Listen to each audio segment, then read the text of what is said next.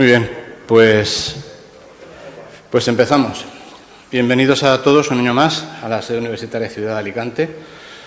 Agradecer sobre todo a los que estáis aquí presentes, los que nos seguís por streaming y por supuesto también los que nos veis en diferido a través de las redes sociales. Y bueno, pues agradecer ante todo a la sede universitaria Ciudad de Alicante, y sobre todo en la persona de Jorge Olcina, que vendrá en unos minutos, no ha podido llegar a tiempo, pues a este nuevo ciclo, un ciclo que, bueno, no complementa, pero es diferente a los que hemos visto anteriormente. Se terminó, como sabéis, uno que se llamaba El legado de lo efímero, que, bueno, el fruto de ese ciclo lo presentaremos en forma de libro en el mes de mayo, editado por la Universidad de Alicante.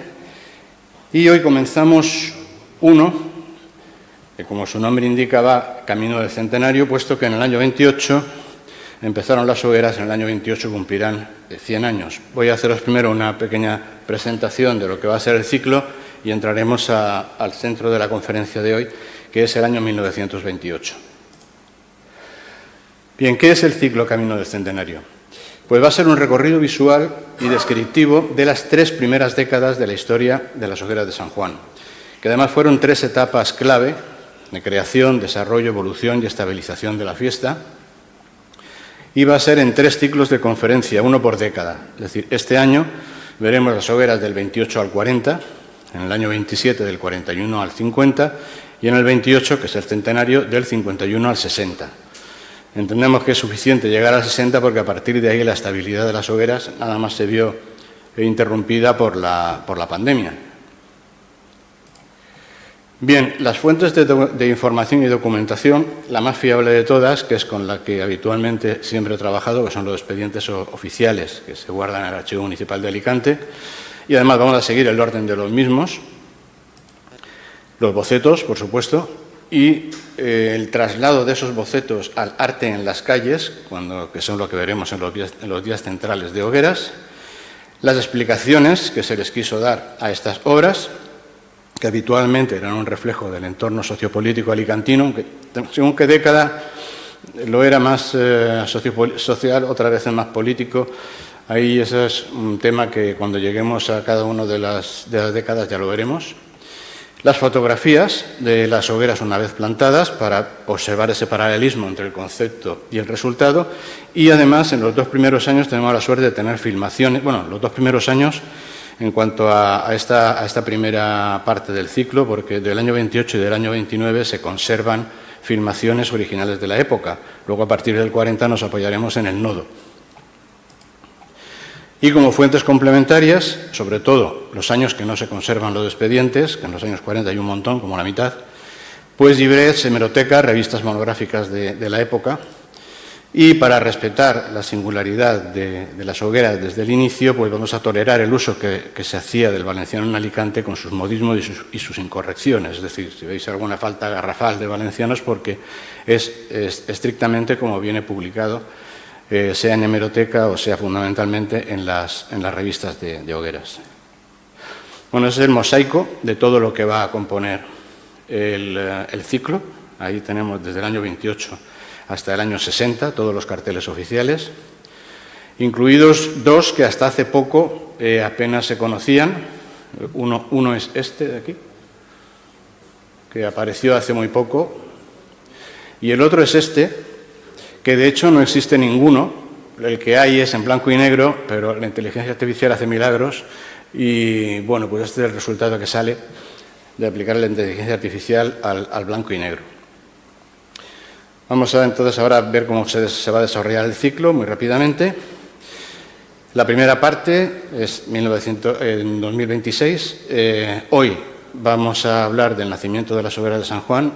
Nacimiento en el sentido de, en este año 28, cuáles fueron las comisiones que realmente fueron fundadoras de la fiesta. Veremos cómo la censura cobra protagonismo y veremos también que el arte foguerer nace pues con movimiento, y eso nada más lo hemos podido comprobar a través de las filmaciones que se conservan de entonces. El 21 de abril hablaremos de la implantación de una fiesta en una ciudad turística, y ahí hablaremos en el año 29, donde veremos las primeras fogueretes particulares o de pequeñas asociaciones, fogueras visitables, y los fragmentos de la película que se conservan. Y en el 30, la aparición de la publicidad en hogueras, las primeras denegaciones de plantar, los primeros ninos de carrer, primeras calles adornadas y la primera foguera itinerante. En junio, el 10 de junio, llega la República y la República se vuelca en las fogueras. Crecen enormemente en dimensiones las hogueras, nacen las barracas, surgen efectos de luz y sonido y la Segunda República condiciona la temática, pero se vuelca en la fiesta. En el 32 se abunda sobre todo en temas de bondades del clima, de deficiencias urbanísticas, aunque esto realmente es un hilo conductor de casi todas las hogueras, y aparecen las infantiles. En septiembre, el 22 de septiembre, hablaremos de crecimiento, desarrollo y diversificación. En el 33 se disparan las cifras de participación, lleva a la división de categorías, los contenidos se van politizando cada vez más, la censura cada vez está más presente y aparecen las primeras hogueras foráneas. En el 34 nos encontramos con la primera caída documentada de una hoguera, hay una polémica por la adjudicación de los premios a hogueras foráneas y un gran crecimiento de la participación infantil y jóvenes promesas de artistas que tendrían muchísimo futuro y que empezaron a dar sus primeros pasos en hogueras en esta época. Por ejemplo, Ramón Marco. En octubre, porque van a ser 6 las conferencias de este año, en octubre los fogueres estaban en auge en un país que estaba en declive. Desaparece, curiosamente, la censura en España y lo paradójico es que desciende el número de fogueres. Si es causa o consecuencia, hay un aumento desproporcionado del número de barracas. Ese sería ya un problema que incluso quedaría heredado después de la guerra civil. Y el 36, pues debido al inmediato estallido de la guerra, hay una documentación gráfica más pobre, se conserva menos. Las obras son notablemente de una calidad superior y se incorporan nuevos valores mientras otros se consagran. Estoy refiriéndome a artistas de hogueras. Y la última será en noviembre, el difícil proceso de recuperación de las hogueras después de una guerra civil. En el 39 veremos que en pocos días se puso en marcha la planta de una única hoguera, hubo un programa insólito de hogueras, pero fue necesario como antesala de la reanudación oficial, que es el año 40, donde fue un reto retomar las hogueras tal como las conocemos, un programa muy condicionado, tanto políticamente, aunque se volcó la corporación municipal, como económicamente, y también con artistas fogueras bajo mínimos, porque muchos estaban en la cárcel, consecuencia de la guerra civil y de estar en el lado que no era. Este sería pues, el recorrido que vamos a hacer este año. Y luego, muy rápidamente, en 2027, pues hablaremos de los años 40, desde el año 41 hasta el año 50, dos años en cada conferencia, que ya le pondremos días pues, a finales de este año. Este sería el mosaico de los años que trataremos en esa segunda parte del ciclo. Y en la tercera, la consolidación definitiva de las hogueras, es del 51 al 60. Y este sería pues, el mosaico, que queda muy visual, de los carteles de hogueras que componen esta tercera y última parte del ciclo. Y bueno, esto también lo pondré al final por si alguien quiere ampliar información. Voy a salirme de aquí y voy a meterme en las hogueras de 1928 para que nos dé tiempo a desarrollarlo con tranquilidad. Bien, entonces pues estamos aquí en el primer año, el año fundacional. Este es el cartel de hogueras de Lorenzo Aguirre, que lo hizo además por encargo del mismo José María Pi. ¿Y qué nos vamos a encontrar en 1928? Pues para empezar no se conservan los bocetos, entonces hay que recurrir sobre todo al número extraordinario del tío Cook y a los pocos llibrets que nos han llegado pues, para encontrar bocetos. Luego, además, las publicaciones de los años 30, de firmas además tan importantes como el propio José María Pi o José Fernández Torremocha, nos han legado bastantes equívocos que, bueno, pues vamos a tratar de desentramar, sobre todo a la hora de conocer cuáles fueron exactamente las hogueras que se plantaron o las primeras hogueras que se plantaron en 1928. Luego, el estudio de los descendientes reconfigura el concepto de fundadoras. Esto ya lo he hablado en otras conferencias, pero siempre salen datos nuevos.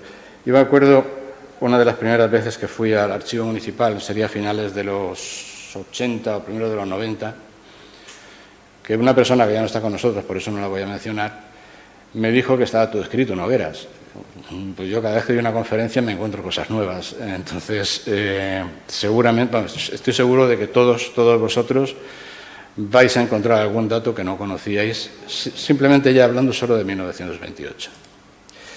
Bueno, esto es, se denominaron foguera de San Juan en el valenciano de la época, aunque veremos que mucha gente habla de fallas de Alicante. Entonces, bueno, pues no lo tenemos que comer así, porque así estaba escrito y era un poco la inercia, lógicamente, de las fallas de Valencia. Este año se conservan 10 expedientes, pero que contiene 11 hogueras, aunque una de ellas cabría enmarcarla en el concepto que hoy conocemos de Ninot de Carrer, aunque tal figura todavía no existía como tal. Y ahí tenemos un documento extraordinario, que es la filmación Las fallas de Alicante. Ya estamos con lo de las fallas. Año 1928, que es una película restaurada por la Filmoteca de la Generalitat Valenciana y que he cortado los trocitos justos para poder ver cada hoguera en su ambiente, y cuando había movimiento, pues con su movimiento. Este es el primer artículo de prensa que sale de Foguera de San Joan. Es el día 2 de abril del 28, es en el día, y bueno, se reunieron en la Peña Los Nacional y al final pues se configuraron una serie de comisiones que son las siguientes. Y ahora comentaremos poco a poco. Lo de la izquierda es el artículo completo y voy a ir bajando. Plaza de la Reina Victoria, que es la actual Calvo Sotelo. Méndez Núñez, que es la actual Rambla. Benalúa. Además que esta es la primera que vamos a encontrar con conflicto, porque es una hoguera que se llamaba Alfonso el Sabio, San Vicente, Calderón de la Barca, Infanta. Bueno, tiene más nombres, es una retahíla de nombres. Y que, bueno, no es la hoguera Alfonso el Sabio. Inicialmente esta se había hablado de que era la hoguera del mercado, no es exactamente así, también lo vamos a hablar.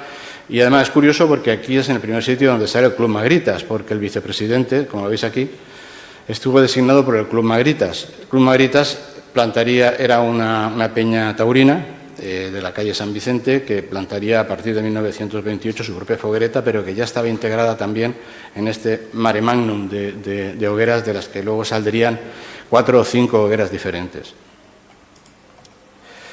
Carolinas. Bueno, Carolinas no fue hoguera fundadora, pero se constituyó una comisión. ¿Qué pasó? Pues pasó el presidente, don Leandro Galán. Leandro Galán es una persona todavía para muchos desconocida. Era un señor que se había ido a hacer las Américas, a Santa Fe, si no recuerdo mal, y por motivos de salud regresó a Alicante. Se encontró aquí con que José María Pi estaba en plena vorágine de la fundación de las hogueras, porque daba la casualidad de que montó una tienda de telas de lujo debajo justo de donde estaba el despacho del padre de José María Pi. Se interesó muchísimo y decidió no solamente participar, sino que se volcó. Y, bueno, la anécdota está en que esta tienda tenía un reclamo que era una bola dorada. La tienda se llamaba La Bola de Oro. Este hombre tenía un chalet, que además donde se llevaron muchas de las reuniones a cabo de fundación de las hogueras, pues tenía un chalet en la parte alta de Carolinas, y a este hombre se le conocía como el de la Bola de Oro. Y desde entonces se ha quedado aquella zona con el nombre de la Bola de Oro. ¿Qué pasó? ¿Por qué no se constituyó? Pues porque este hombre venía con las ideas políticas cambiadas. Entonces le hicieron la vida imposible y al final no pudo sacar adelante que la hoguera Carolinas plantara en el 28. Plantarían en el 29, tanto Carolinas Altas como Carolinas Bajas. Isabel II, que es Gabriel Miró. Pérez Galdós y Velando. Bueno, esta es otra. Pérez Galdós y Velando se constituyó como una comisión, pero que realmente plantó 2 hogueras en el 28. La de Pérez Galdós, que conocemos ahora como tal, y la de Alfonso el Sabio, que fue hoguera fundadora, pero no comisión fundadora, porque fueron estos, los de Pérez Galdós, quienes construyeron las 2. Luego lo veremos con más tranquilidad. Plaza de Chapí, no tiene más historias. Y, curiosamente, vamos a empezar hablando de una que no está en esta relación, Plaza de Alfonso XII. Este inicialmente no se había constituido y en menos que canta un gallo, como me suele decir, pues los propios negocios y los propios vecinos de la zona del ayuntamiento, porque no tiene nada que ver con la hoguera oficial como es ahora, se constituyeron en una comisión que entró, y no solamente entró, sino que se permitieron coger como artista al que había ganado en Valencia en las fallas de 1928, este señor de aquí abajo, Carlos Cortina. Entonces, la foguera se llamaba como la plaza entonces, Plaza de Alfonso XII, que es la actual plaza del ayuntamiento, se llamaba de Jauja a Gijona, aunque también en algunos medios aparece como el tranvía de Jauja, y se llevó el 6º premio. El 6º premio que fue muy discutido, porque parece ser que era una de las favoritas, si no la que más, como ahora os lo explicaré. La solicitud recogía multitud de firmas y sellos de comercio, industria, vecindario de estas calles, Altamira, Mayor, Jorge Juan, Gravina, Cervantes, la Plaza de Alfonso XII y adyacentes, todas las de alrededor. Y ahora os voy a mostrar la solicitud de planta porque es una gozada ver las firmas, las rúbricas y los sellos de caucho de todas las... cómo se volcaron en esta primera hoguera. Esto luego, si lo queréis parar cuando veáis la grabación y leer tranquilamente quiénes eran, pues yo pongo la información en pantalla, pero obviamente no nos vamos a entretener, porque son las rúbricas y lo de abajo son los sellos. Lo más óptico va a ser verlo así, empiezan aquí a la derecha, pero es que ahora veréis, aparte de todo esto, esa fue la solicitud de planta, es decir, el apoyo fue masivo, tanto de los vecindarios como de los comercios y de las industrias de la zona. Pues bien, ¿qué pasa con esta hoguera? El expediente, en la solicitud de planta, detalla de que se trata de una sutil alegoría irónica acerca de un tranvía que estaba proyectado de Alicante a Gijona y que jamás se construyó. Los ángeles que tiran, bueno, pues le daban esa especie de toque de ensueño frente a la cruda realidad, que era que ese tranvía ni existió ni existiría nunca. Y, bueno, pues el tío Cook al final dice lo de Befander, que el insomnio son las mentiras más grandes, es decir, que ya podía soñar que eso no se iba a llevar a cabo en realidad jamás, ¿no? No hay llibret, solo se conservan 4 de momento, que ya han salido 4 de este año, pero bueno, hay algunos fragmentos significativos en la explicación que hay en la propia solicitud de planta y en el tío Cook. Y habla, pues eso, de un tranvía desde Gijona a Alicante, que dice que caminaba por la fuerza angelical, que el conductor era Job, curioso paralelismo con el otro tranvía más conocido, el de Benalúa, que también aparece Job, pero en este caso era el que conducía con el barri més llargues que un drama de Chegaray, dice la explicación, y que encara está caminando y en Xixona esperen, es decir, el sueño se había acabado, jamás se llevó a cabo, ¿no? Bien, la prensa se deshizo en elogios, no sin razón, porque a pesar del 6º premio era la foguera que más solidez técnica poseía con diferencia, hasta el punto de que su robustez puso en evidencia la inexperiencia y la fragilidad del resto. Y sin embargo, bueno, vamos a pensar que fue por aquello de que era un valenciano el que la hizo, tal vez que se quedó relegado a un puesto tan atrás, ¿no? Porque 8 de 11 o de 9 que entraron en concurso, pues no parece lógico, ¿no? A veces, en algunas publicaciones se ha confundido con el de Benalúa, que luego lo veremos, si son tranvías los dos, pero ya digo, que en el caso de Benalúa, Job va detrás en un pedestal y aquí quien tira del tranvía son estos ángeles. Aunque es evidente que la paciencia estaba en los dos sitios presentes, tenía significado diferente. Aquí la paciencia estaban esperando los de Gijona que llegara el tranvía, y en el caso de Benalúa era el santo Job simbolizando la paciencia, esperando que se levantaran las barreras del tranvía, que dejaran pasar al tranvía, como luego veremos. Bueno, esta hoguera desapareció como tal, como comisión en 1983, se sumó una subvención del ayuntamiento y hoy se corresponde con la hoguera oficial, y lo que es el territorio de la hoguera se quedó integrada territorialmente en el actual distrito de la Foguera Monja Santa Faz. No tiene distrito, ahora mismo está integrado en Monja Santa Faz. Bien, esta es la foto ya en grande para que podáis ver los detalles. Se supone que las personas que hay alrededor son personas que están esperando para coger o esperando el tranvía, pero el tranvía evidentemente pues, no iba a llegar. Y esta es la otra parte. Y como veis, la plaza del Ayuntamiento todavía no estaba remodelada, esos arcos no son los actuales, ni muchísimo menos. Y bueno, pues tenemos este documento donde podemos ver en movimiento el ambiente de esas hogueras. He recortado la parte de delante porque era el cartel estático. Bueno, esto además se da la circunstancia de que desde la plaza del Ayuntamiento era de donde salía la entrada de bandas, no como ahora, que sale de Luceros y termina en la plaza del Ayuntamiento. No, ahí salía de la plaza del Ayuntamiento y se distribuían las bandas a las diferentes comisiones. Tenía mucha más lógica como entrada de bandas denominarla así con este itinerario. Por eso veis el ambiente que hay, ¿veis? Todos uniformados porque de ahí partían las bandas a los distritos. Bien, la que vamos a ver a continuación es una de las que llevan un poco de lío. Pérez Galdós Velando y Alfonso el Sabio Pablo Iglesias. Veamos, en el expediente el 228, está propuesto por la hoguera Benito Pérez Galdós y en él se observan dos firmas que por error se habían atribuido a presidentes de dos comisiones, cuando en realidad es una del presidente honorario, que era José María Pi, y el otro del presidente efectivo. Lo de las comillas es porque viene así, además, en la solicitud de planta, que era un tal Vicente Barbera, pero de una misma y única comisión. Entonces comunican su intención de plantar dos hogueras. La primera era esta, en la confluencia de Pérez Galdós con Velando, y se llamaba así, Pérez Galdós Velando, que es la actual foguera Benito Pérez Galdós. Este señor de arriba es José García Badías, alicantino, es el que lo construyó, y el título era Unión Regional.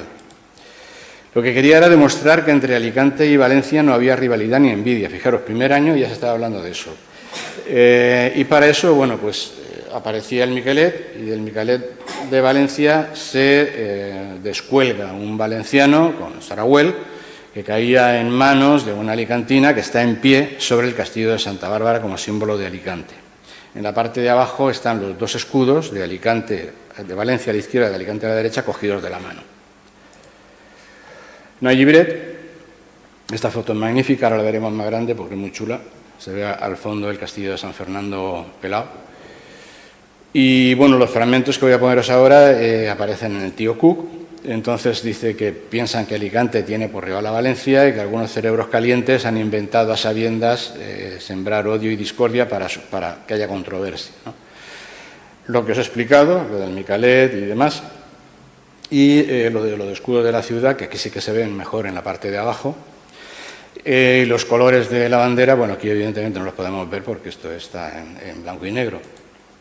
Y bueno, el momento emocional de la hoguera es cuando el labrador se descuelga y amoroso cae en los brazos de su hermana, que es su hermaneta, que es Alicante. Bien, esta es la fotografía, que además está muy bien conservada y como veis se ve al fondo el castillo de Santa Bárbara. Por lo tanto, esta calle de aquí sería, pues, Velando para arriba. ¿Cuál es? Velando para arriba.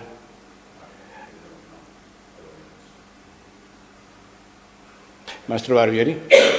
Maestro Barbieri, vale, pues esta calle sería la actual Maestro Barbieri, que es por donde se sube al castillo, vamos.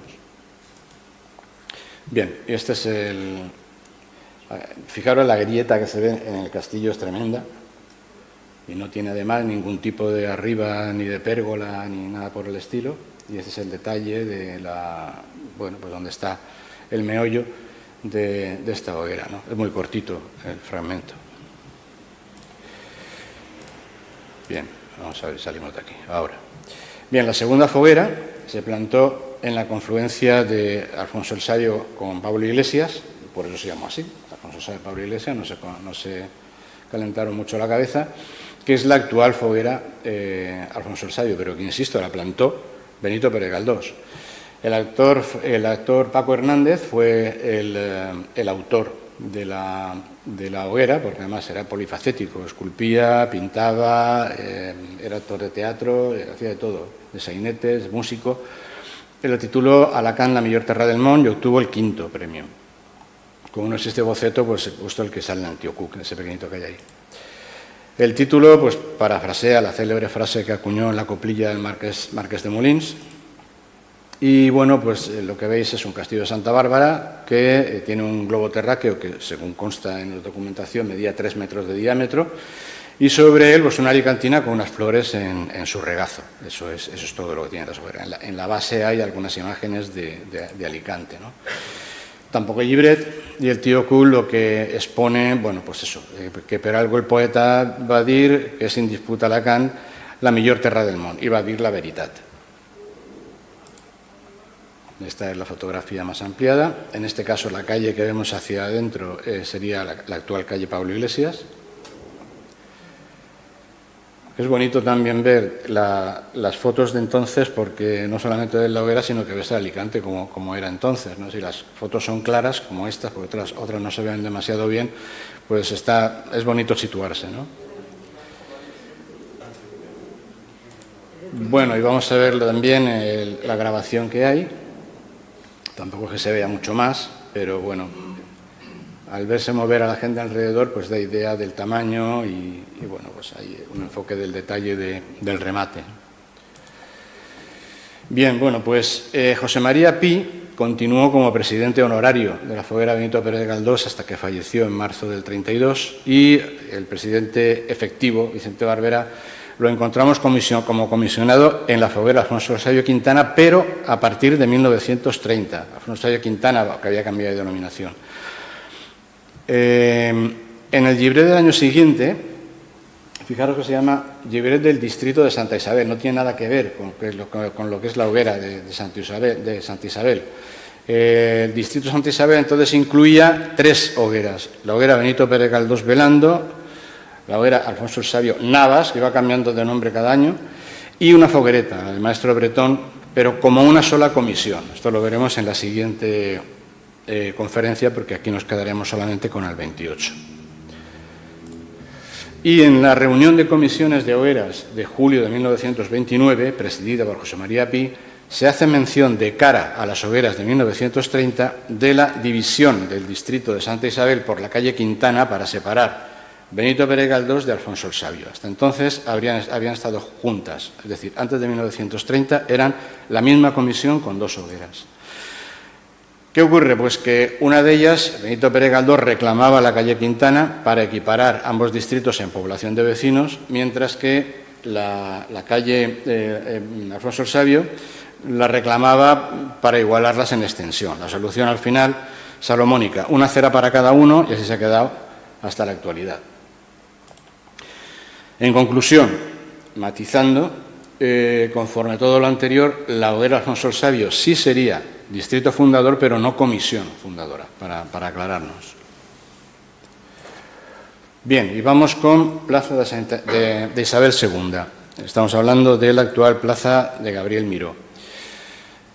Bueno, pues el proyecto era de Lorenzo Aguirre, aunque, según la documentación que he podido observar, realmente quien la hizo casi todo fue José Marcet Furió, fue uno de los que ganó en el primer premio, además ayudado por Gastón Castelló. Pero bueno, el proyecto era de Lorenzo Aguirre, y pondremos a Lorenzo Aguirre, que es el que aparece en todos los lados como autor de la hoguera. Se llamaba Les Presidencias de Torrejón, y hay otras publicaciones donde aparecen Les Múltiples Presidencias, y se plantó pues en la plaza de Gabriel Miró, entre el casino y la Casa Arques, por lo que es lo mismo, la esquina de abajo de lo que era Correos, la central de Correos, la esquina de abajo. Luego en las fotos veremos exactamente dónde está. Se llevó el segundo premio, que entonces está más remunerado, con 600 pesetas. Se explicaba que don Antonio Martínez de Torrejón, un abogado insigne de aquí de Alicante, Pues era presidente de un montón de sitios, el Club de Regatas, de la Cruz Roja, Colegio de Abogados, Tiro de Pichón, Editorial Alicantina, Liga contra la Inmoralidad, Colonia Valenciana, Peregrinación a Lourdes, pero es que hay más todavía, lo que pasa es que no salen en ese texto que aparece en la solicitud de planta. Y en cada cara aparecía una o más de estas múltiples presidencias que atesoraba este hombre, ¿no? La gracia que tiene esta hoguera es que el personaje del remate, el que veis ahí, tenía movimiento. Entonces, iba girando a una cara o a otra y moviendo los brazos como si estuviera dando discursos, que eso sí que lo vamos a poder ver en la película, pues en la dificultad que tenía de poder llevar tantas presidencias a la vez. Tampoco hay libret, y entonces la explicación pues la obtenemos básicamente también del tío Cook. Esta es la cara que se correspondería a la Cruz Roja. La de la derecha, la que se ve a la derecha, es del Tiro de Pichón, y a la izquierda el Colegio de Abogados, y abajo la peregrinación a la Virgen del Pilar. Y ponía de Lourdes, están las dos. Esta es la del Pilar, además asoma un poquito a la izquierda. Entonces habla eso, de que acaparando presidencias va el hombre desesperado, ¿no? Pues eso, Club de Regatas, Cruz Roja, Tiro de Pichón, Colegio de Abogados, peregrinaciones de Lourdes y el Pilar, jefe editorial de La Voz de Levante, que también aparece por ahí un guiño a La Voz de Levante. Entonces, como hay fotografías de las cuatro caras, pues vamos a ver las cuatro. Esta era la Cruz Roja. Y decía al final la explicación, el récord de presidencias que no hay que se pueda llevar, ¿no? Por tanto, ni disfruta del campeonato mundial. Esta fue la primera solicitud de planta que se presentó, es decir, la que tiene el primer número de registro y la primera autorizada, pues, por dar un dato significativo. Bien, aquí tenemos dos fotografías donde se ve el Club de Regatas, en la de la izquierda, a la izquierda el casino, están las cartas, y el Tiro de Pichón, donde está este personaje con el perro, y a la derecha vemos también el Colegio de Abogados, que ahora lo veremos mejor en otras fotos. Si os dais cuenta, aquí abajo, esto de aquí es una imprenta, los papeles por ahí volando. Entonces, esto es de La Voz de Levante, esta parte de aquí abajo. Bien, a la izquierda tenemos el Colegio de Abogados, están ahí disertando los hombres y tal, y cerramos la vuelta a la hoguera en la foto de la que habíamos partido. Vamos a verla en el vídeo. Es un poquitín más largo. Pero además se quedan los rótulos ahí. Ahí está, el Colegio de Abogados. Ahora no se ve el remate todavía, luego lo veremos. Cruz Roja. Ahora, ya hemos visto cómo ha girado. Y luego veremos cómo se mueve. Aquí me parece que todavía... Sí, ha movido un brazo, pero se ve mejor en otra toma. Ve al Tiro de Pichón. En la parte de detrás, el casino. Y aquí en esta es en la que se ve muy bien. Sobre la falla, el presidente acaparador no sabe dónde acudir ni a quién atender.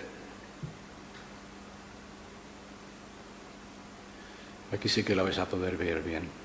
Si os fijáis, al fondo está la explanada y lo que queda aquí a la derecha es, a vuestra derecha, es el Correos, el edificio de Correos. Y ahí está el hombre, pues, explicando. Bueno, esta es la otra problemática, la otra hoguera problemática de este año. Oficialmente se llama Alfonso el Sabio, San Vicente, Barrio San Fernando y adyacentes, pero la cosa tiene miga. Este es el hombre que la plantó, Miguel Carrillo Soler, padre de Adrián Carrillo y abuelo de Adriano Carrillo, todos escultores, magníficos escultores, de los pocos que había aquí en Alicante, porque la mayoría fueron pintores. Se llamaba Nunca es tarde y se plantó entre los números 1 y 5 de Alfonso el Sabio, es decir, al principio de todo. La parte contraria a la Plaza de los Luceros, para aclararnos. Bueno, aquí aparece por primera vez la censura y además tomó protagonismo. Y la hoguera sería autorizada si modificaban previamente algunos de los personajes representados. Porque, a ver, era este hombre escultor y sus esculturas fueron tan realistas que se sabía perfectamente quién era el que estaba representado. Entonces, la explicación inicial era que simbolizaba la llegada de los Reyes Magos, que son portadores de valiosos regalos para personas conocidas de la localidad. Y encima los menciona. Si tenéis oportunidad de pararlo y verlo, pues veréis cada uno quién era y qué representaba. La cosa está en que tuvo que presentar un nuevo escrito porque algunas personas se habían considerado molestadas por la inclusión de sus figuras, ¿no? Y entonces, bueno, el que escribe, Francisco Ayel Antón, que era el presidente, de acuerdo con los componentes de la comisión, pues suplica que sea anulado el boceto presentado y aprobado en este sentido. La explicación final quedaba así. Un conjunto de 7 figuras, bueno, un mago, un camello y un negro, que entiendo que sería el paje, y un conjunto de 7 figuras que, para evitar errores e interpretaciones, se presentarán sin vestir y desfiguradas. Vale, es muy gracioso porque se presentan sin vestir y desfiguradas, pues eran palitroques, eran armazones, pero las cabezas seguían siendo las mismas, eran modeladas en cera, con lo cual estaban perfectamente representados, aunque luego la gracia es que en el llibret quitaron los nombres y pusieron una X, pero bueno, la gente no es tonta y sabía perfectamente quién era fulanito, quién era menganito, y ahora veréis por qué lo del mosqueo. Es lo que os comentaba, ¿no? El perfecto modelado de las cabezas, porque Miguel Carrillo era un conductor excepcional, no dejaba lugar a dudas de quiénes eran los personajes representados, pero el caso es que se plantó y la polémica, pues evidentemente, continuó. Se conserva además el libret de la hoguera, que aparece como si fuera el número extraordinario de la revista cinematográfica Celuloide, que ya de entrada está censurada la portada. El personaje del centro dijo que o le borraban o no salía. Reproduce 1 a 1 todos los ninots que componen la hoguera. Como veis, ya la censura cubre el triángulo, el rectángulo, con un rectángulo negro, el central. Además, al pie de la página número 13 consta bien grande: este número ha sido visado por la censura, para que no hubiera lugar a dudas. La explicación la hizo Ricardo García López, conocido como Caíto, escritor y caricaturista alicantino, aunque estaba afincado en Madrid. Y eran críticas a personajes de la sociedad alicantina, es decir, estaba más claro que el agua, ¿no? Sencillos armazones de madera, pero las cabezas eran totalmente reconocibles. Entonces, lo que os he dicho, el nombre había sido eliminado y aparece una X, nada más, en lugar del nombre. Pero, claro, cada uno se molestó porque luego en la explicación les dedicaba cada versito que era como para molestarse, ahora lo veremos, ¿no? El primero, que está cubierto por un rectángulo negro, se trasluce, yo no sé si lo veréis, ahora os voy a poner otra que sí que se trasluce, es una figura tocando el violón. Aquí creo que tal vez igual veis aquí el contorno del violón, ¿no? Bueno, pues aquí le ponía: yo lo he visto complicado en una conspiración y por poco fusilado. Bueno, pues era como para quererse dejar ver, ¿no? Pero vamos, apareció así de claro. Y encima con un cartelito que ponía: decapitado por orden del rey Gaspar. Es decir, este no quiso ni siquiera que apareciera su cabeza. Apareció un armazón, los brazos del violón, y le pusieron la gracia esta de decapitado por orden del rey Gaspar. De este se dijo: nunca ha sido liberal este tipo figurante, vacuo e insustancial. Que claro, les dedicaban cada una que no veas. Cámara de no sé qué, de Alcaparrón de abajo, pone por ahí. Cámara de Comercio, para aclararnos. La Plaza de Toros ahí en medio, pues también sabe quién era. Hizo muy poco, señor, pero menos dejó hacer. Pues marca un poco lo más llamativo, ¿no?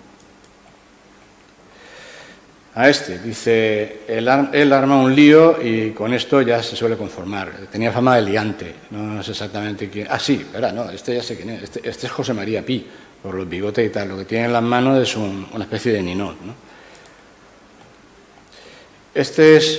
Aparentemente es un camarero, dice: toda la vida plorant y una lágrima penchant que le mancha la chaqueta. Batuta: es la afición sin igual que siempre tuviste al N. Que cada uno piense lo que quiera.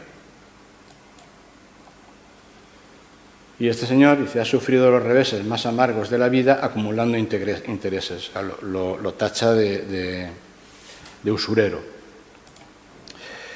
Pues bueno, la prensa en general se cegó con esta hoguera, seguramente influida pues, por el entente que hubo con el ayuntamiento. Decía de mal gusto en su crítica, que eran muy esquemáticos los ninots, pero sin embargo el tío Cook pues todo fueron elogios. Hablaba de acierto y tacto, ingenio y poco gasto. Lo de poco gasto estaba claro.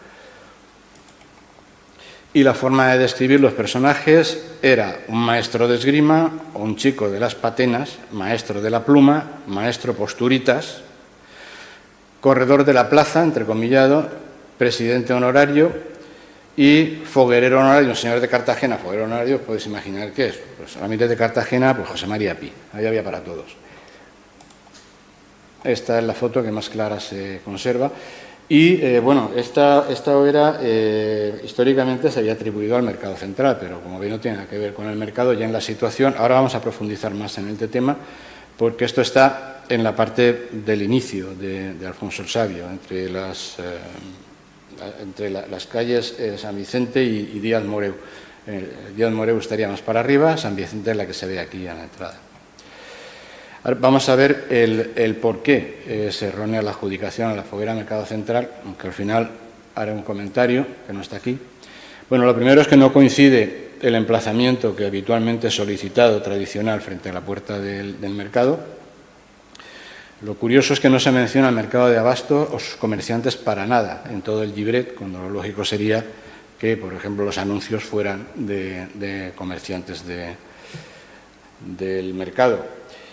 Siempre ha tenido un distrito reducido a tramos de las calles que rodean el edificio central, luego ya se amplió, pero no parece entonces lógica la sucesión de nombres que aparecen en la documentación. Encima, pues firmas tan importantes como Fernández Torremocha, en su publicación en el 34, La foguera, Historia de la foguera de San Joan, la atribuye erróneamente con este mismo título a la foguera Alfonso el Sabio, cuando no tiene nada que ver. Está uno en una punta y la otra en el otro. Y el tío Cook presenta el mismo título y boceto, pero encima añade una retahíla de calles con Alfonso el Sabio destacado. Vamos a continuar porque hay más. En la revista celuloide, bueno, ya hemos visto el llibret, se presenta los ninots claramente pertenecientes a la hoguera. En la página 3 añade, ya hemos dicho lo de Alfonso el Sabio, Barrio San Fernando, Calderón, bueno, pues añade San Vicente, pues añade Díaz Moreu, Calderón de la Barca e Infanta. Y dice claramente que sería plantada en la confluencia de las calles de Alfonso el Sabio, San Vicente y Díaz Moreu, que es donde hemos visto en la fotografía que estaba plantada, ¿no? Lo paradójico es que si hubiera sido del mercado, si un día tenéis oportunidad de ver el llibret de la hoguera del mercado del 29 y la del 28, veréis que no coincide ningún anuncio. En el del 29 prácticamente todos son comerciantes del mercado y en el 28 no hay ni uno. Por lo tanto, es difícil identificarlo como hoguera Plaza del Mercado, ¿no? Y encima el llibret cita que fue costeada por los vecinos de Barrio San Fernando, calles de Alfonso el Sabio, Díaz Moreu, Calderón de la Barca, Infanta, San Vicente y adyacentes, cuando el distrito de Mercado Central apenas ha sido reducido alrededor de lo que es el propio Mercado Central. Sí que es cierto que en alguna publicación ha salido que se había constituido una comisión del Mercado Central en el año 28, pero por la razón que sea ocurrió como con Carolinas, que jamás plantaron. Pero lo que más me ha llamado la atención, ahora que estoy preparando la próxima, es que en el mismo llibret, en la crítica, dicen que se le ha pedido al constructor, que es Juan Esteve, que no cometa el error que cometió la foguera vecina en el año 28 y que no se reconocieran bien las caras. Por lo tanto, ellos mismos se están deslindando, se están separando de esa foguera vecina, que es esta que estamos tratando. Claro, entonces, ¿por qué no adjudicar la autoría también a la foguera de San Fernando, que es la primera que sale en la lista, o a San Vicente o Calderón de la Barca, que ya plantarían en 1929, o a la plaza de Juan Poveda, que era la más cercana, estaba prácticamente enfrente de donde se plantó y que también plantó en 1929. Entonces, bueno, las explicaciones he tratado de encontrarlas en la documentación que hay en el archivo municipal y allí encontramos que en esa misma reunión de comisiones de fogueres que os he comentado antes, donde se separan de cara a fogueres 1930, Benito Pérez Galdós de Alfonso el Sabio, dice que se presenta la ampliación del distrito de la foguera Plaza del Mercado a los números 1 al 11 y 2 al 10, que es donde plantó esta hoguera, pero de cara a fogueras de 1930. Otra curiosidad es que en 1928 el presidente era Francisco Ayala Antón y estoy enviando los censos de todas las hogueras de 1928 a 1936 y todos los Ayala, que constan desde el 29 al 36, están como comisionados de la foguera Calderón de la Barca. Miguel Carrillo Soler, que es el que hizo esta hoguera, en 1929 no solamente era comisionado de la foguera Plaza de Juan Poveda, sino que además hizo la Plaza de Juan Poveda y también la de Calderón de la Barca. Y en la foguera Plaza del Mercado de 1929 todo hace referencia al mercado de Bastos, tanto lo que es la foguera como el propio Llibret. En conclusión, la foguera Alfonso el Sabio, San Vicente, Barrio San Fernando y adyacentes, en principio no tiene nada que ver ni con la actual hoguera Alfonso el Sabio, que está en la otra punta, ni con Mercado Central, y no se podría considerar, por lo tanto, fundadora. Bajo mi punto de vista, la continuidad la podríamos encontrar, tal vez, en la foguera Calderón de la Barca, por coincidencia de que siguió plantando, de que era una de las más cercanas al lugar de plantar, de que el autor fue el mismo, pero bueno, esto es una conclusión mía que simplemente la expongo como opinión. Bueno, pues dicho esto, vamos a ver las imágenes que se conservan. Que bueno, no se puede añadir mucho más a lo que ya os he expuesto. Y seguimos con Plaza de la Reina Victoria. Plaza de la Reina Victoria es la conocida ahora mismo como Foguera Calvo Sotelo, es el autor, Juan Esteve García. El título oficial es Escena Picaresca, aunque se suele encontrar por ahí como Buena Vista Becham, ahora veremos por qué. Se plantó en la confluencia de las avenidas de Federico Soto y Maisonave. Abajo se puede ver, era casi un descampado, apenas había edificios altos, ¿no? Luego la veremos mejor esa foto. Hay un escueto escrito que acompaña la solicitud de planta y que simplemente dice que se trata de representar una escena picaresca procurando salvar en lo posible los respetos que se deben a la moral. ¿Por qué esto? Pues porque se habían establecido claras consignas de qué y qué no se podía plantar en estas primeras hogueras a riesgo de no ser autorizadas o que la censura lo mutilara o condicionara el proyecto. Pero lo gracioso del tema es que esta es la hoguera más provocadora de todas, como ahora veremos, y sin embargo se plantó tal cual. El único Llibret que yo he podido localizar de la Plaza de la Reina Victoria está muy estropeado, pertenecía a la colección de la Biblioteca Gabriel Miró, pero lo que es la explicación está entera. Entonces habla de que está bajando una chica, ¿no?, y que le están esperando dos tiburones mirando a la náufraga que bajaba, ¿no?, y que la bata le tapaba mal el secreto a la bañista, entonces ellos estaban embelesados mirando para arriba. Aparte, la parte de arriba de un abuelo que ha hecho un agujero en la pared pues para ver lo que veía dentro del pabellón de baño. Y, pues que se le estaba cayendo la baba del gusto de lo que estaba viendo. O sea, que además encima es muy explícita, ¿no?, la explicación. Dice que quizás una visión real del paraíso terrenal. Y al final encima añade, de la poma viene el pecado original, de la manzana viene el pecado original. Vale.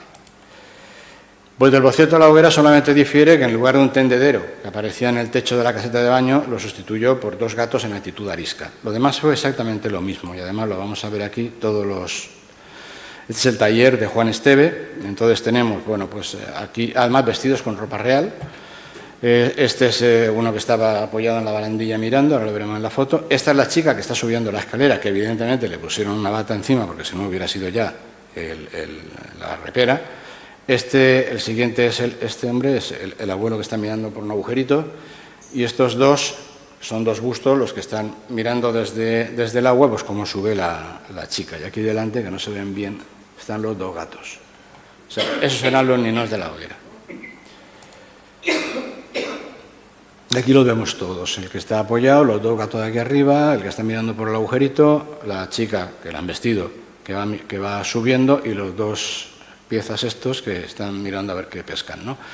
En el tío Cook, bueno, pues habla de una forastera que le ha dado un mordisco a un cangrejo y que un fustero, un carpintero y un fabricante, cuando llegan ya no le pueden auxiliar, pero contemplan embelesados el sugestivo panorama que tenían delante.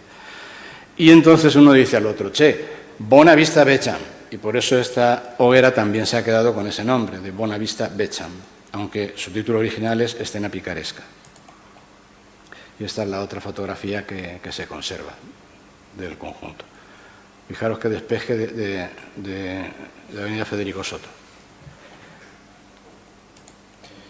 Y ahora lo vemos, que tampoco hay mucho más que ver, porque no hay mucho desplazamiento de cámara ni nada, simplemente por curiosidad. Y por comparación con la gente que está visitándola, ¿no? Vale, pasamos a la plaza de Ruperto Chapí. Esta se ha llamado así desde el principio. Tenemos al constructor, Eliodoro Guillén Pedemonti. Eliodoro Guillén Pedemonti, que cuando hizo esta hoguera le dijeron de todo, porque es un hombre que tenía y tiene pinturas en el Museo del Prado. Y cuando hizo esta hoguera se metieron con él diciendo que se estaba rebajando, que como una persona que tiene pinturas de tan notable relevancia, pues se rebajaba, ¿no?, a hacer una fiesta y a montar pues unas cosas de estas. En fin, se lo pasó por la montera porque siguió no solamente construyendo, sino llevándose premios en años sucesivos. Esta hoguera fue portada del tío Cook, del año 28, del número especial de hogueras, y el título oficial es Gran Hotel, aunque es mucho más conocida como el tío Cook y el Cuquet en globo o en el globo. No hay duda dónde está plantada, frente al teatro principal. Obtuvo tercer premio, estaba con 400 pesetas. Y en la solicitud decía que representaba el globo del tío Cook sobre una casa cuyas fachadas son alegorías al proyecto de un hotel, a los trenes botijos, y que las figuras pues no dañaban en nada la moral, la política, etc. Esa era una coletilla que lo ponían todos para curarse en salud. El globo colgaba de un cable que estaba lanzado de parte a parte de la calle y dio la casualidad de que además ese año hizo bastante viento, con lo cual el globo daba la sensación de estar volando encima de la hoguera, porque no tenía ningún tipo de sujeción con la hoguerita, ¿no?, de ahí abajo, una hoguera de pequeño tamaño, ¿no?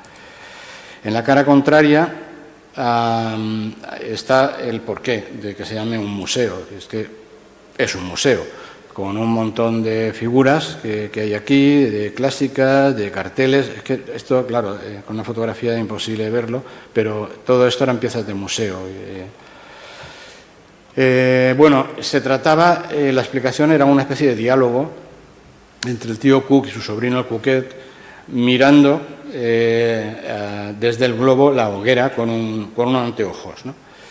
Entonces, en ese diálogo dice, lo principal que se ve es un hostal, dice, querrás decir un gran hotel. Dice, ahora a hostal le dicen fonda y al bancal le dicen jardín. Sigue tirando de anteojo y dice que está viendo de saldo los botijos de Madrid, haciendo referencia a los trenes botijo. En la banda del Levante dice, es un museo, dice, no vengas con latinadas que no te entiendo. Dice, eso se dice baratillo, en Alicante y en Madrid. ¿Y qué más hay de importancia? Pues dice, un cresol, un reloj que no apunta sino fa sol de Garbí, y un chiquillo que en el terrat fa pipí, que es este que está aquí. Está aquí, pues se supone que está haciendo pis. Esto es una gracia porque en años sucesivos siguió apareciendo un chiquillo haciendo pipí en todas las hogueras de Ruperto Chapí. O sea, se quedó un poco como algo tradicional de la hoguera. El mannequin pis, pero de Ruperto Chapí. Bueno, yo que al final le dije, chiquet, pégame a fuchillo. Ya hemos visto bastante, ¿no?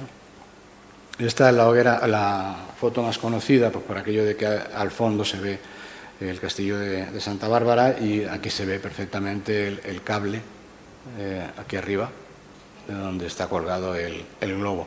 Aquí no hay nada, ningún cable, nada de sujeción. Y ahora lo vamos a ver en movimiento, porque aquí sí que se ve oscilar el globo.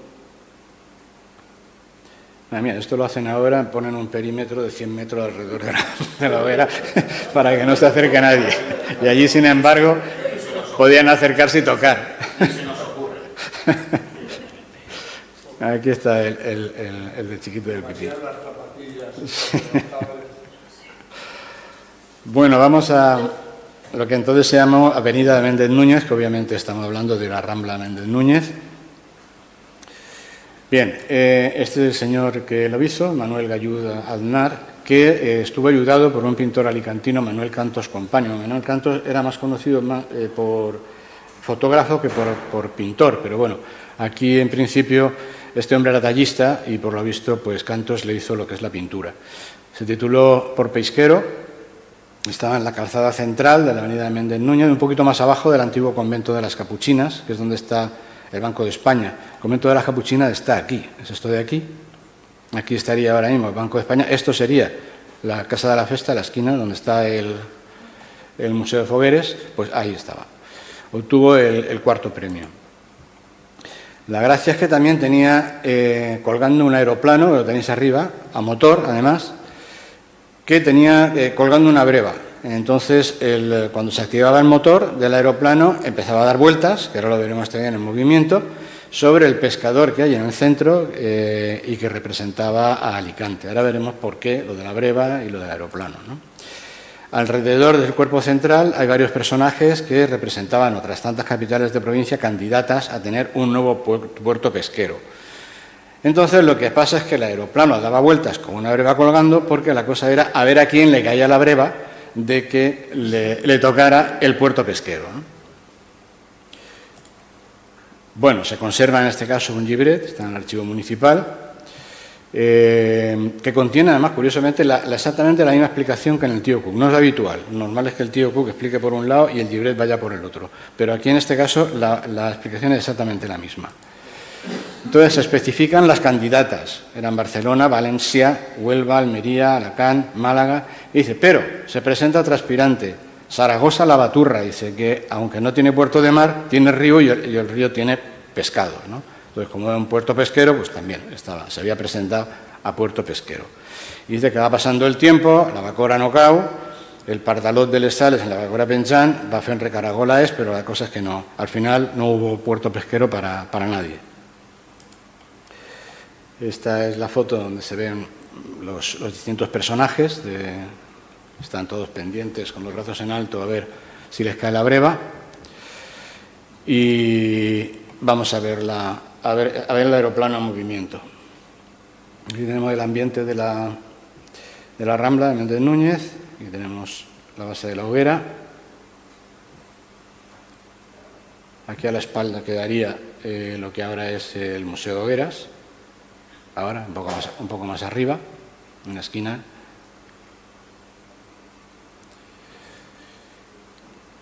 Y esto es lo que he explicado, ¿no? Además, hace mucha gracia porque siempre pone aeroplano, no pone aeroplano por ningún lado. Aeroplano.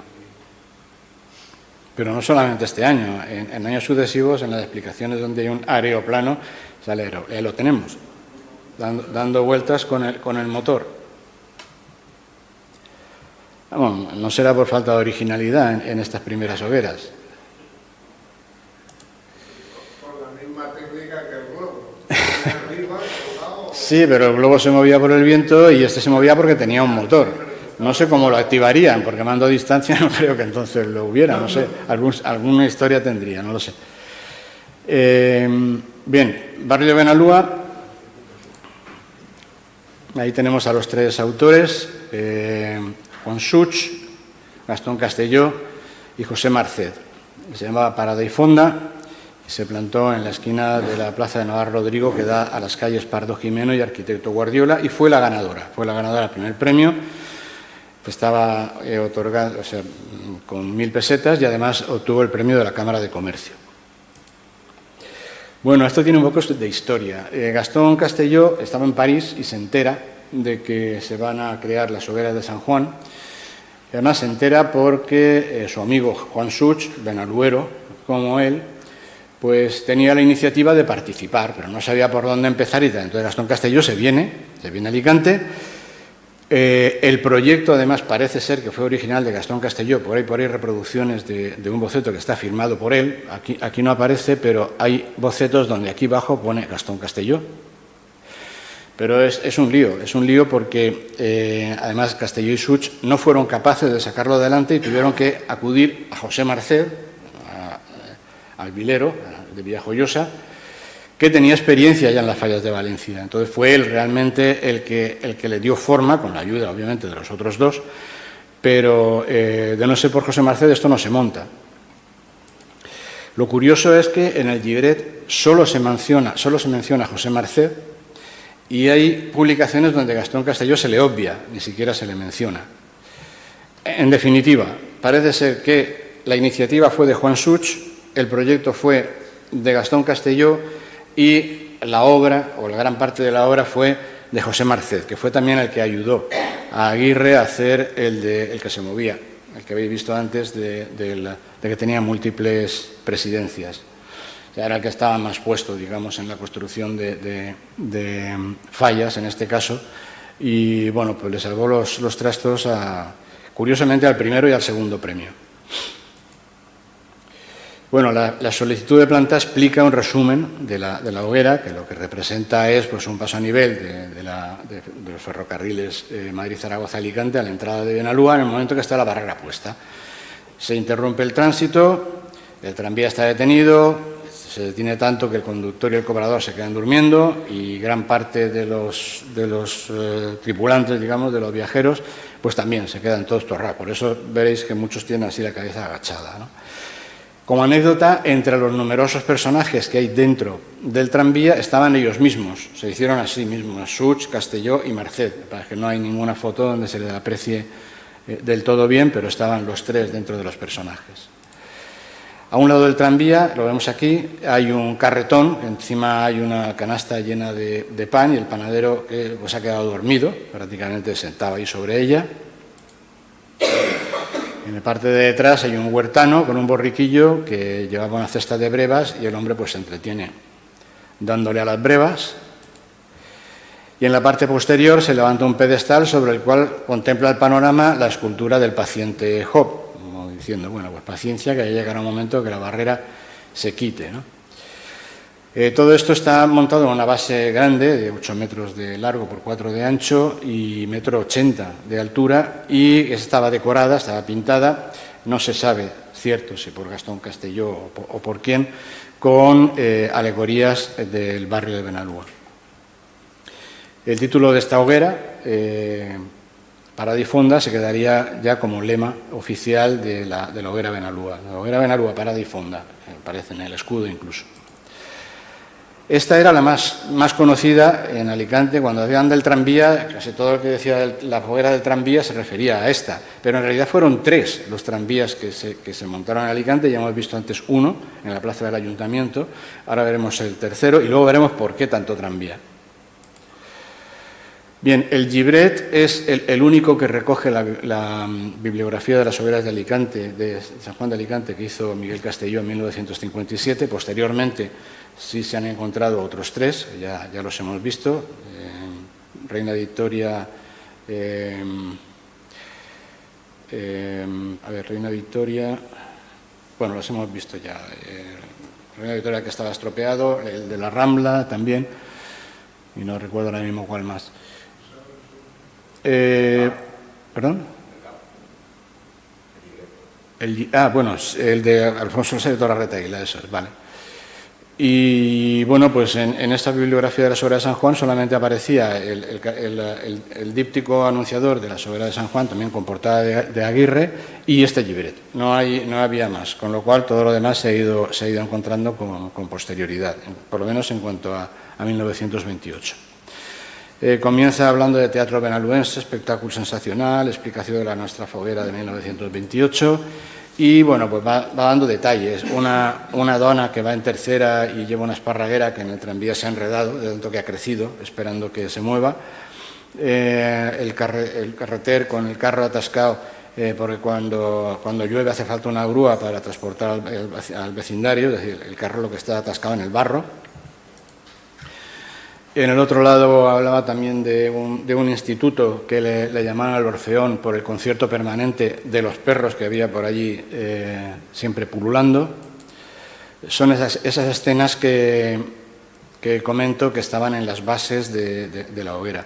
Y un camión regante en los calles del barrio, que además creo que es este de aquí, que es mentira, porque la triste realidad es que no riega ni un carro. Lo habían puesto precisamente para criticar eso, ¿no? Y que cuando el aire aprieta, pues se monta una polseguera que el que encuentre por en medio pues se queda perdido irremisiblemente. Eso en cuanto al llibret. En el Tío Cook pues encontramos también detallitos, ¿no? Es decir, cae la barrera enseguida para darle paso al tren de vagones de mercancía que va a paso de tortuga porque no puede y porque patina, porque había también mucho... era en rampa y le costaba mucho andar al tren. Y bueno, pues dice que los pasajeros, ya esto es exagerado, ¿no? Van muriendo, se queda calva una chica, o un burro se hace delgado, igual que una sardina, los adoquines se transforman en adoquines las cocas de pasta fina, en todo el techo del coche se monta una tarañina y que en la momia de Tutankamen se transforma el guardaría, ¿no? Ya en plan exagerado, como hace el Tío Cook, ¿no? Y dice, hasta la estatua de Job está ya medio derretida, de esperar que el tren deje franca la vía. Bueno, pues este es el lado menos conocido de la hoguera. Normalmente se fotografía el otro, que es este, que esta es la foto más habitual de la hoguera. Y ahora la vamos a ver. De paso veremos algo que ya no se está haciendo en Alicante, que era el bando de la Huerta, y que lo vamos a ver desfilar por delante de la hoguera. Ahí va. La pasaban con los caballos.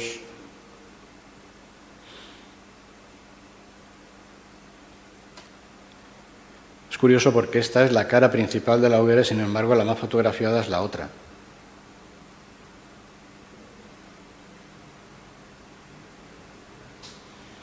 Y esta es la comisión de la hoguera, con Gastón Castelló aquí, a la izquierda, y este es Juan Such. Y este si no estoy equivocado, es Marcet. Bien, y ahora vamos con las más anecdóticas. Plaza de Roger. Bueno, pues la foguera Plaza de Roger la hizo también José Marcet, de la tripleta ganadora, se llamaba el Clásico Melonero. Y aquí he encontrado algunas cosas curiosas que no las sabía, y ahora os las comento. Lo primero es que era una calle, no una plaza, y que estaba asignada al distrito Plaza de Isabel II, al que hemos visto, a Abril Miró. De hecho, se hace en nombre de la hoguera Plaza de Gabriel Miró, es decir, se puede decir que sería una segunda hoguera que hizo Plaza de Isabel II. Se hizo en esa calle, estaba, ahora os diré exactamente dónde porque me costó ubicarla, estaba muy cercana al ayuntamiento, de forma que además fue demolida en 1955 durante la reforma de la que entonces se llamaba Plaza del 18 de Julio.